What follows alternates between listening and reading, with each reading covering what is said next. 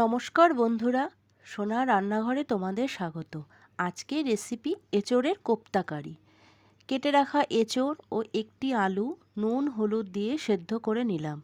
ঠান্ডা হয়ে গেলে হাত দিয়ে ভালো করে মেখে নিয়ে এর মধ্যে একে একে নুন, হলুদ গুঁড়ো, জিরে গুঁড়ো, লঙ্কা গুঁড়ো, 1 চামচ বেসন, হাফ চামচ আদা বাটা, হাফ চামচ রসুন বাটা, 1 চামচ পেঁয়াজ বাটা দিয়ে সব একসঙ্গে মেখে নিলাম। তারপরে হাতে অল্প তেল মাখিয়ে অল্প অল্প করে মিশ্রণ থেকে চ্যাপ্টা শেপ দিয়ে কোপ্তা গড়ে নিলাম।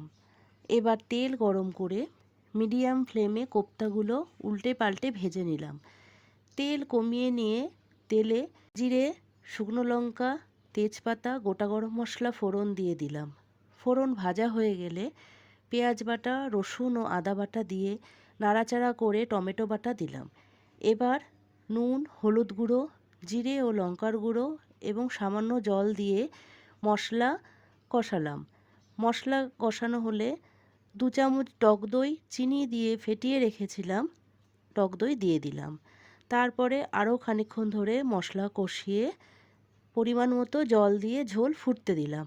ঝোল ফুটে উঠলে কোপ্তাগুলি দিয়ে আরও কিছুক্ষণ ফুটিয়ে ঘি ও গরম মশলা মিশিয়ে নামিয়ে নিলাম। তৈরি হয়ে গেল এঁচোড়ের কোপ্তাকারি। আমার এই রেসিপিটি যদি তোমাদের ভালো লাগে তাহলে প্লিজ একটি লাইক ও সাবস্ক্রাইব করে দিও। তোমাদের একটি লাইক ও সাবস্ক্রাইব আমাকে এগিয়ে যেতে অনেক সাহায্য করবে। ধন্যবাদ বন্ধুরা।